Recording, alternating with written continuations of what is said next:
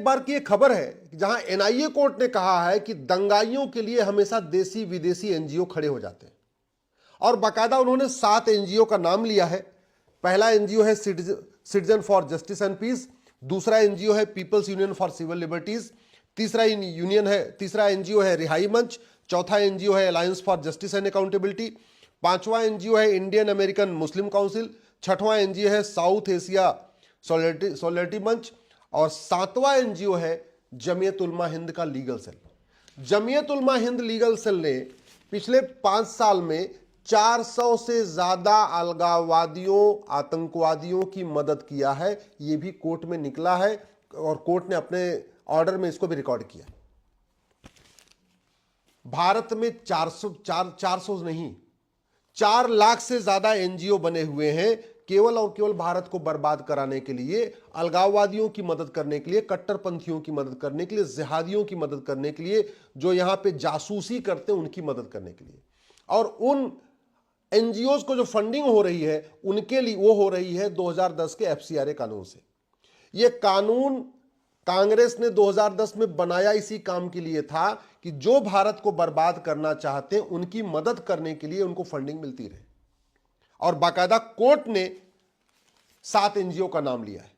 Court ने यह भी कहा है कि ये लोग वकालतनामा लेके पहले ही खड़े रहते हैं। मतलब उधर आतंकवादी पकड़ा गया, माओवादी पकड़ा गया, नक्सली पकड़ा गया, जिहादी पकड़ा गया, जो फेक करेंसी का काम करते हैं वो पकड़ा गया, या ड्रग स्मगलर पकड़ा गया, या वेजिंग वॉर करने वाले पकड़े गए।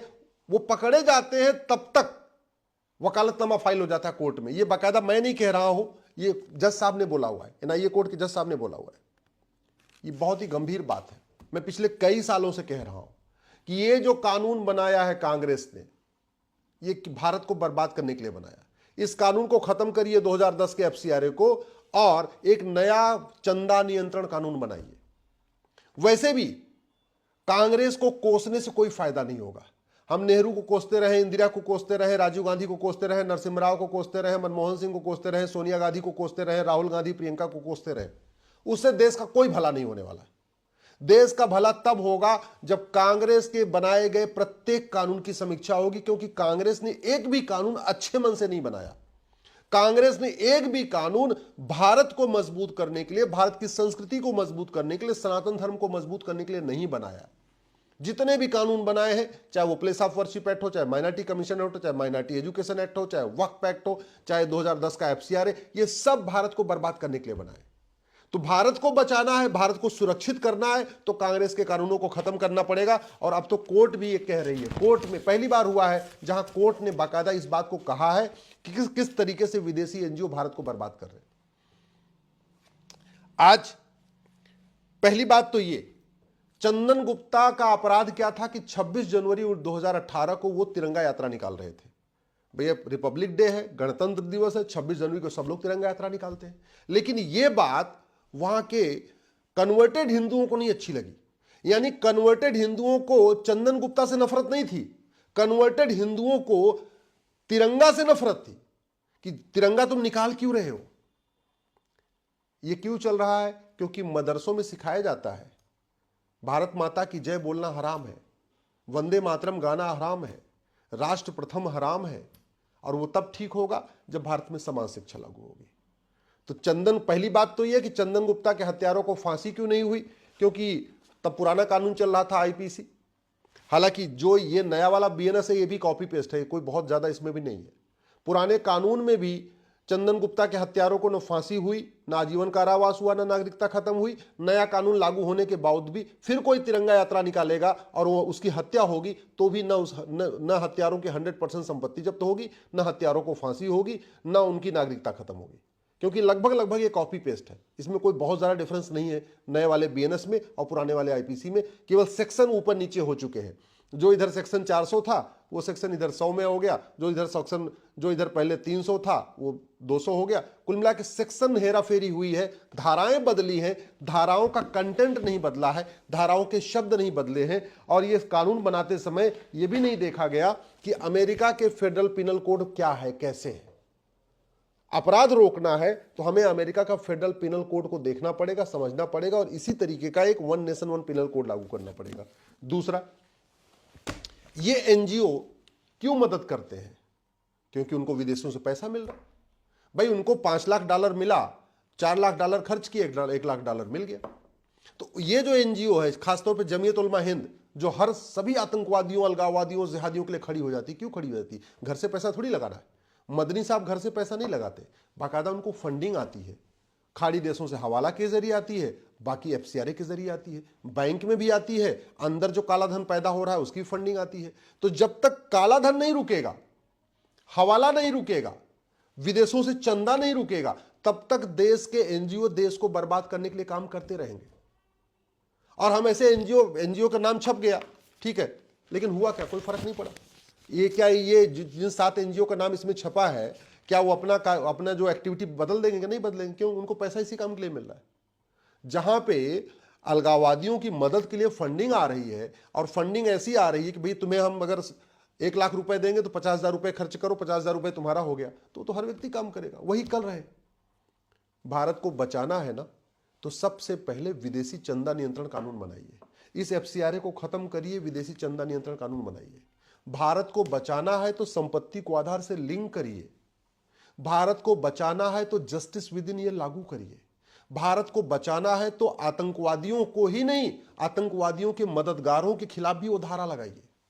भारत को बचाना है तो जब जमीयत उलमा हिंद ने अगर आखिर 5 साल में 400 से ज्यादा अलगाववादियों, कट्टरपंथियों की मदद के लिए अपना आगे आया है, क्यों आ रहा है? इसकी जांच होनी चाहिए। जमीयत उलमा हिंद के जितने भी मेंबर्स हैं, इनकी कॉल चेक होनी चाहिए। कहां ये क्या बातें कर रहे हैं, किससे बात कर रहे हैं, क्यों आ रही है? ये आखिर एक ही संगठन 400 से ज्यादा आतंकवादियों, अलगाववादियों की और इस तरीके के जो लोग शामिल, उनकी मदद क्यों कर रहा है? बाकी तो कोई नहीं कर रहा है। जमीयत उलमा हिंद क्यों कर रहा है? इसकी जांच होनी चाहिए। People's Union for Civil Liberties है, या रिहाई मंच है, या सिटीजन फॉर जस्टिस है, ये जो 7 एनजीओ हैं, इनकी भी जांच होनी चाहिए, और साथ साथ और भी एनजीओ की जांच होनी चाहिए। फंडिंग बंद कर दीजिए, ये एनजीओ सुधर जाएंगे। फंडिंग बंद कर दीजिए, जमीयत उलमा हिंद सुधर जाएगा। काला धन हवाला बंद कर दीजिए, भ्रष्टाचार खत्म कर दीजिए, फंडिंग बंद कर दीजिए, सब सुधर जाएंगे। और कम से कम जहां पे सीधे सीधे मदद करना, एक वकील के रूप में मदद करना अलग होता है कि भाई ठीक है, उनको फीस मिल रही, मदद कर रहे हैं, लेकिन फीस नहीं आ रही फिर भी मदद किए जा रहे हैं, तो कम से कम इसकी गंभीरता के साथ जांच करने की जरूरत है। और मैं पहले भी कह चुका हूं, आतंकवाद तब खत्म होगा जब आतंकवादियों का narco polygraph brain mapping test होगा, और उनसे पूछा जाएगा तुम्हारे कौन कौन मददगार हैं, और उन मददगारों पे भी वेजिंग वॉर की धारा लगेगी। उनकी भी जब संपत्ति जब्त होगी, उनकी नागरिकता खत्म होगी, उनको आजीवन कारावास होगा, तब आतंकवाद बंद होगा। ये जो भारत को डिस्टेबलाइज करने के लिए जो काम हो रहे हैं, ये तब रुकेंगे जो जासूस पकड़ा जाए, जो गद्दार पकड़ा जाए, जो अलगावादी पकड़ा जाए, जो माओवादी पकड़ा जाए, जो नक्सली पकड़ा जाए, जो धर्मांतरण कराने वाले पकड़े जाए, जो यहां घुसपैठियों की मदद करने वाले पकड़े जाए, उनका narco polygraph brain mapping test करिए। और टेस्ट करने के बाद उनसे पूछिए कि कौन कौन तुम्हारा मददगार है, किस नेता ने तुम्हारी मदद किया, कहां से तुम्हें फंडिंग आई, वो पूछिए, और उनके मददगारों पर भी कार्रवाई करिए। और सबसे इंपॉर्टेंट, मैं कितनी बार कह चुका हूं, भय बिन होए न प्रीत, सठे साठ्यम समाचरित। ये जो जिस तरीके से यहां अलगाववाद फैला हुआ है, अलगाववादियों की मदद हो रही, दुबई में ऐसे नहीं है, अरब में ऐसे नहीं है, सिंगापुर में ऐसे नहीं है, जापान में ऐसे नहीं है। क्यों? कठोर कानून है, कानून का खौफ है। यहां तो लोग आतंकवादियों के पक्ष में गवाही देते हैं, जानते हैं क्यों? क्योंकि झूठी गवाही देना गंभीर अपराध नहीं।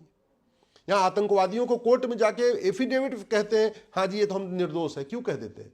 क्योंकि झूठी गवाही का गंभीर अपराध नहीं है। यहां आतंकवादियों के पक्ष में लोग क्यों खड़े जाते हैं? क्योंकि आतंकवादियों की मदद करना भी अपराध नहीं है, कुछ भी अपराध नहीं है। यहां आतंकवादी फर्जी डॉक्यूमेंट बनवा लेते हैं, फर्जी राशन कार्ड, फर्जी आधार, फर्जी ये सर्टिफिकेट, फर्जी मैरिज सर्टिफिकेट, फर्जी इनकम सर्टिफिकेट, सब कुछ बनवा लेते हैं। क्यों? कि न फर्जी डॉक्यूमेंट बनाना अपराध, न फर्जी डॉक्यूमेंट बनवाना अपराध। मैं जज साहब को धन्यवाद दूंगा, कम से कम उन्होंने हिम्मत दिखाई है, बाकायदा कोर्ट के बाकायदा एनजीओज का नाम लिया है। अब सरकार की बारी है, सरकार इस पर गंभीरता के साथ काम करे और कम से कम नियम कानूनों को बदले, जस्टिस विधि ने लागू करे, यूनिफॉर्म पुलिस एक्ट बनाए, एक यूनिफॉर्म पुलिस कोड लागू करे, यूनिफॉर्म एडमिनिस्ट्रेटिव कोड लागू करे, यूनिफॉर्म जुडिशियल कोड लागू करे, यूनिफॉर्म टैक्स कोड लागू करे, कानून का खौफ पैदा करे, नागरिकता खत्म करने की प्रक्रिया शुरू करे। जैसे जो भी एनजीओ इनका नाम आया, अब इसमें किसी की नागरिकता खत्म नहीं होगी। जो लोग एनजीओ में काम कर रहे हैं, जो उनकी मदद कर रहे हैं, किसी का 100% संपत्ति जब्त नहीं होगी, किसी को कुछ नहीं होगा, नहीं होगा तो मदद करते रहेंगे। कानून का खौफ नहीं पैदा होगा, तब तक ये खेल चलता रहेगा।